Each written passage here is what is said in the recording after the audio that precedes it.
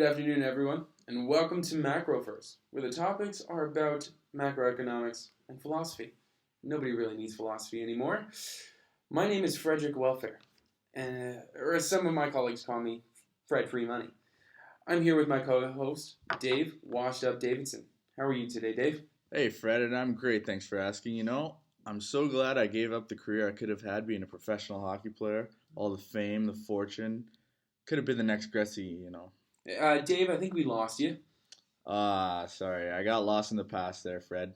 What I was going to say was giving up that amazing career for this not-so-popular podcast is why my agent's only client is myself.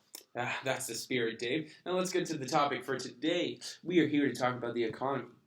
Now, mainly the talk today is going to be about the mixed economy. Yes, the mixed economy. Great stuff, Freddie. I see as if you don't enjoy the idea of a mixed economy. Well, let's look at the facts here, Freddie. A mixed economy allows myself to have my own property, and if I was playing in the show, I would have had a few bachelor pads by now. And really, I could do whatever I want. I could own a business, like a media company that could put this podcast into the ground, but that's for another time, Fred. But a mixed economy makes me have to recycle and commit to social goals within my business that makes the cost a lot higher than it needs to be. I mean, come on, Fred, that's a scam right there. It doesn't seem so bad. At least you're giving back to the community. You're being more green. That's good for your business.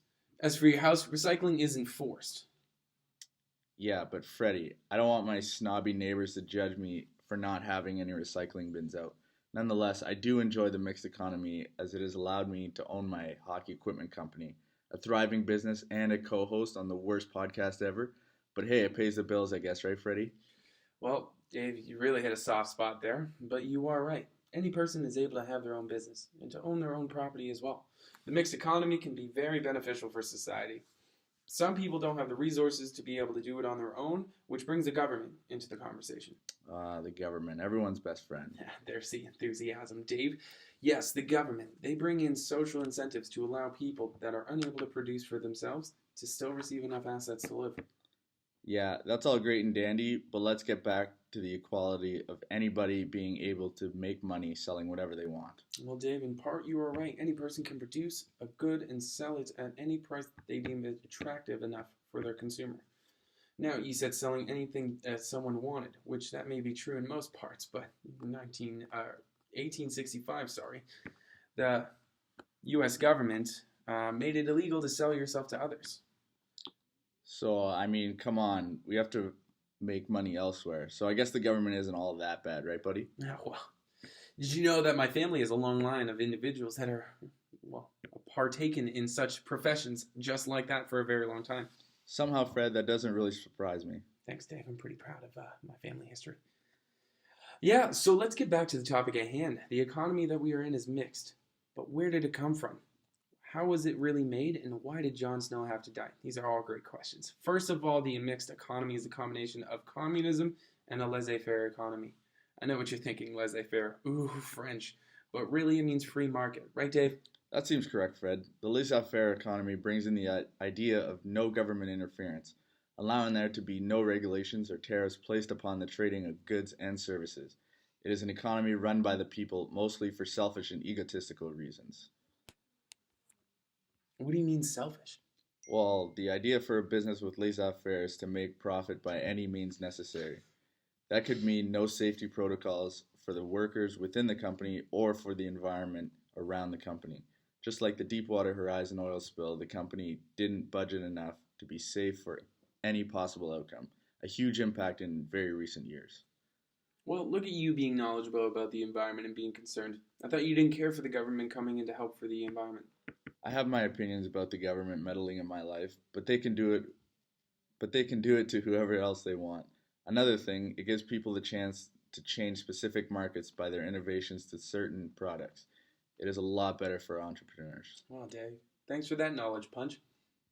Yeah, just watch out. The next one won't be so knowledgeable. You're a funny one. Now let's look at communism. What do you have on that one, Dave? Hey, Fred, do you own or rent at your house? Well, I'm proud to say I own my 2-bedroom townhouse. That's nice. Do you live there with your wife? Yes, and our lovely son who just turned 1 the other day. Tell him happy birthday for me. Do you guys have any pests? Yes, we do. Our dog Sparky actually lays at the end of our bed every night. Sounds like a great life, Fred. Thanks, Dave. I usually step back and appreciate the things I have. Now, Fred, here's a scenario. What if I and many other people decided to live in that house with you? And let's say you had no power over us in living in your house. It was all equal within that house. Well, that doesn't seem like the great life I tried to build. Well, that's communism, Freddie. Oh, that's actually the easiest way to explain that. This whole tangent on Marxism and this whole cow system that I saw on Facebook, but that really shows what communism is. I tried to dumb it down for you and the viewers there, Fred. Well, aren't you nice? This stuff is very elementary. I don't get why we're even talking about it. Well, this podcast is mostly for younger individuals, you know? Like, we're like the Bill Nye of economics. This is where my life has gone. Making podcasts for kids. I could have had a hockey career. Well, no need to dwell in the past. I think we're doing great. But that seems to be all the time we have. I'd like to say thank you for watching from myself and Dave. This is the last you'll be seeing of me, everyone. All right, Dave. Well, good night, everyone.